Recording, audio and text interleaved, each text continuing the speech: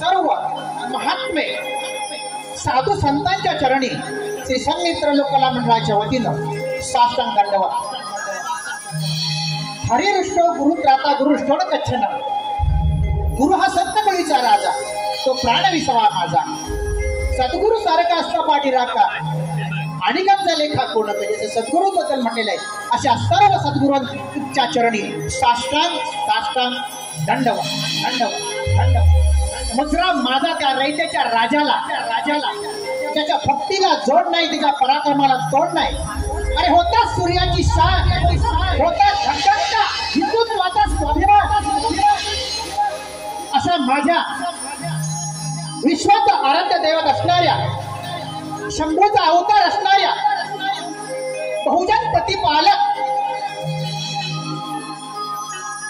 क्षत्रिय कुलावतांचा श्रीमंत शिवछत्रपती शिवाजी महाराज आणि त्यांच्याच पोटी जन्मलेल्या छाव्याला या महाराष्ट्राची नव्हे तर हिंदू धर्माची आणबाण शान असणाऱ्या शिवछत्रपती शंभू महाराजांच्या चरणी मानाचा मुद्रा. भारतीय राज्यघटनेचे शिल्पकार डॉक्टर बाबासाहेब आंबेडकर, महात्मा ज्योतिबा फुले, सावित्रीबाई फुले, लोकमान्य टिळक, स्वातंत्र्यवीर सावरकर, चंद्रशेखर आझाद, भगतसिंग अशा थोर महात्म्यांना आणि तुमचं आमचं रक्षण करणाऱ्या, सीमेवर रक्षण करणाऱ्या सर्व शूर जवानांना आणि वेळप्रसंगी हौतात्म्य पत्करणाऱ्या हौतात्म्यांना जय हिंद सलाम.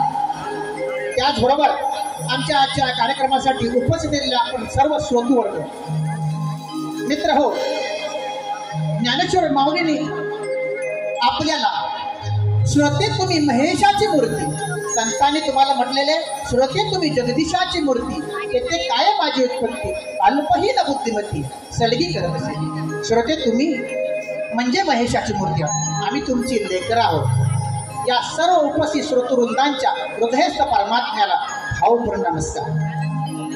मित्र हो, भारतीय परंपरा ही कृतज्ञता व्यक्त करणारी आणि दुसऱ्यांबद्दल आदर करायला शिकवणारी असली आपली भारतीय परंपरा. या भारतीय परंपरेवर, या संस्कृतीवर अनेक आक्रमण झाली, परंतु आपली संस्कृती जशी आहे तशीच या ठिकाणी आजतक धरून आहे. याला कारणही तसंच आहे. या भारत भूमीमध्ये, ही भारताची भूमी म्हणजे संतांची भूमी, नरवीरांची भूमी, शूरवीरांची भूमी. अनेक संतांनी महात्म्यांनी या जन्मभूमी, या भारतभूमीवर जन्म घेतला आणि या संतांच्या परमात्म्याच्या या भूमीवरील अवतारामुळे आणि संतांच्या ज्या महात्म्यामुळे आपली संस्कृती आजही टिकून आहे. 12व्या शतकामध्ये माऊलींनी निंदा, नालस्ती, हाल, अपेष्टा, निंदेचं विष प्राशन केलं, परंतु 12व्या शतकामध्ये चूळ भरली ती फक्त अमृताची. तो कोपाने आपला संसार परागंदा केला, आपला संसार सगळ्या संपूर्ण विश्वावरती लुटविला आणि निघाली मग काय तर अमृत वाणी. मित्र हो, ज्ञानेश्वरांनी लिहिलेली ज्ञानेश्वरी आणि तुकारामांनी लिहिलेली गाथा, या दोन जे ग्रंथ आहेत हे म्हणजे आजच्या जीवनातील जीवन जगण्याचे मॅन्युअल आहे. मॅन्युअल एखाद्या मशीनचं मॅन्युअल असते ना, तसे या दोन ग्रंथ म्हणजे ते आपलं जीवन जगण्याचं मॅन्युअल आहे. असो, आज संमित्र लोककला मंडळाच्या वतीने या ठिकाणी नमन या लोककलेचा जागर या ठिकाणी मुंबईमध्ये होणार. आता ही लोककला म्हणजे तरी काय? या लोककलेमध्ये माझ्या मते दोन भाग येतात. एक प्रयोगात्मक लोककला आणि एक हास्यकला. या प्रयोगात्मक लोककलेमध्ये व्यक्तिगत आविष्कार, अंशतः व्यक्तिगत आविष्कार, सामूहिक आविष्कार असा भाग पडतो. तर या व्यक्तिगत आविष्कारामध्ये धार्मिक धर्मेतर, अंशतः व्यक्तिगत आविष्कारामध्ये धार्मिक धर्मेतर आणि सामूहिक आविष्कारामध्ये धार्मिक धर्मेतर असे भाग पडतात. आता व्यक्तिगत आविष्कारामध्ये धार्मिक जर म्हटलं तर तिथं वासुदेव आलं, धर्मेतर म्हटलं डोंबारी आला. अंशतः व्यक्तिगत कलामध्ये जर धार्मिक म्हटलं तर भजन कीर्तन आलं, धर्मेतर म्हटलं तर नृत्य नाट्य आलं. आणि सामूहिक आपली ही जी लोककला आहे, नमन, दशावतार, भारूड या ज्या लोककला आहेत या सामूहिक आविष्कारामध्ये मोडतात आणि त्याही धर्मेतरमध्ये येतात. तर या सामूहिक आविष्कारामध्ये धार्मिकमध्ये घरगुती विधिविधाने असतात, त्याच्यामध्ये लग्न सोहळे, हळदीचे सोहळे, डोहाळे जेवण अशा प्रकारे असतात. आणि देवोत्सवातील नृत्यनाट्य लोककलामध्ये दशावतार, नमन, भारूड या कला येतात. अशा प्रकारे या कलेची फोड दिलेली. आणि लोककला म्हणजे तरी काय, तर ज्या ठिकाणी नागरीकरण झालेलं नाही अशा आदिवासी आणि ग्रामीण भागातील कलेला लोककला म्हटलं जातं. जिथे जिथे हे लोक असतात म्हणजे निसर्गाशी संवाद साधित आपलं जीवन जगणाऱ्या लोकसमूहाच्या दैनंदिन जीवनातील कलांचा आविष्कार म्हणजे लोककला असं म्हटलं जातं. मित्र हो, स्विस मानसशास्त्रज्ञ कार्ल युंग यांच्या अबोध समूह मनाच्या सिद्धांतानुसार या लोककला एका पिढीकडून दुसऱ्या पिढीकडे संक्रमित होत असतात. आणि या संक्रमणानुसार त्याच्यामध्ये पिढीनुसार बदल होत जातो. भाव भक्ती तोच असतो.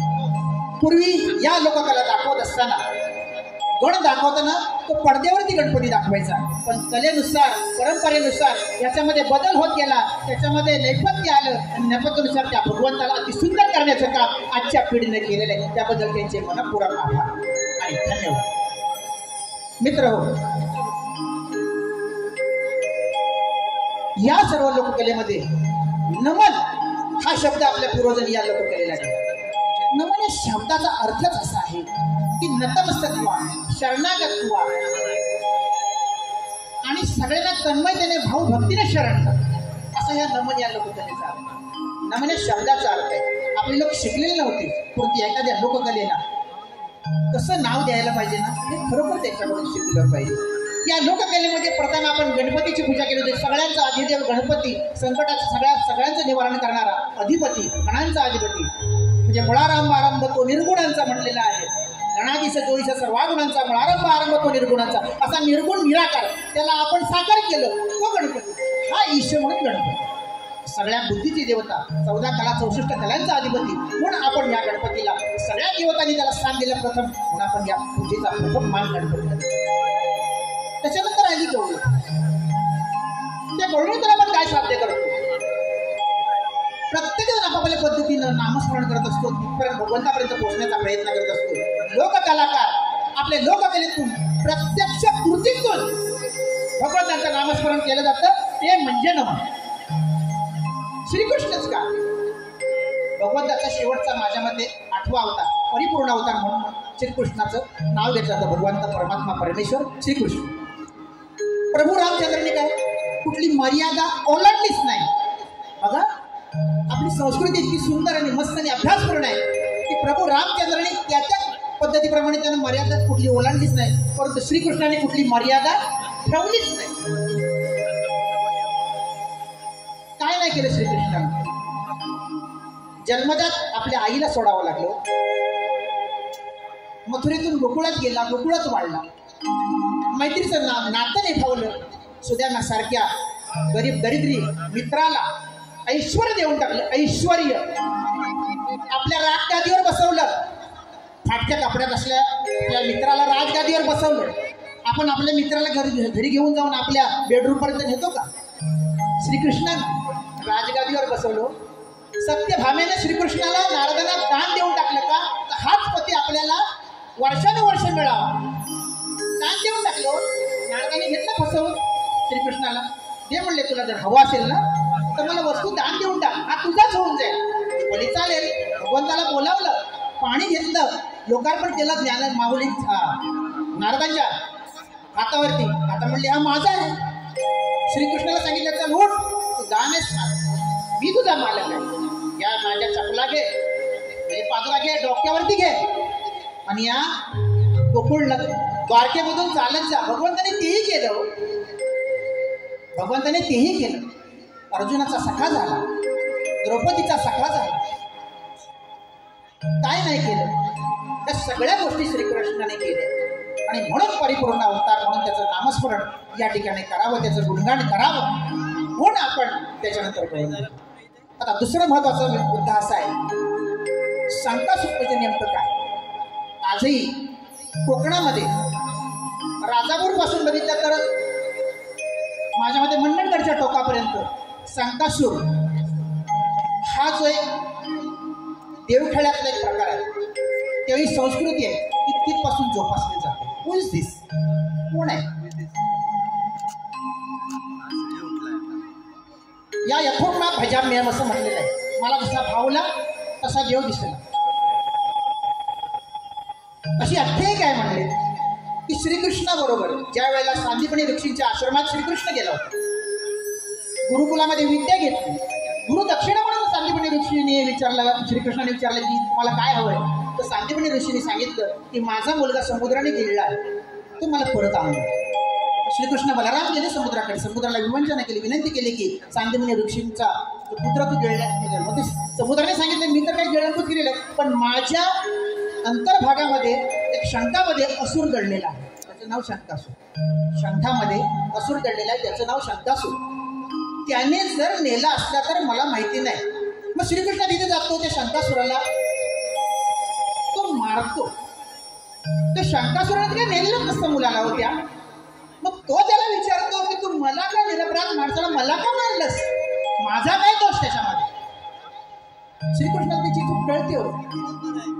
म्हणजे भक्ताचा कैवारीच आहे. मग कोणी असू दे. प्रश्न निर्माण असा झाला की तेवढा त्याने त्याला सांगितलं की ठीक आहे, माझ्याकडनं चूक झाली. भगवंताने चूक सुद्धा मान्य केली हो.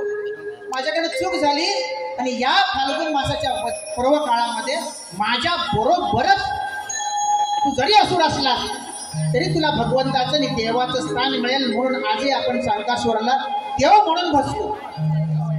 राधामा झालेला श्रीकृष्ण असतो, त्याच्याबरोबर असतो. अशी सुद्धा कनेक्टिव्हिटी असू शकते हो. का आपण असं करू शकत नाही? का आपण असं बोलू शकत नाही? सत्वरजतम या सगळ्यांचा मेळ जर केला तर तो आमचा देवखेळ. नमनी संस्कृती देवखेळ्यांच्या कृतीतून निर्माण झालेली आहे. सत्वरजतम या तिन्ही गोष्टींचा मेळ म्हणजे देवखेळ. म्हणजे काय?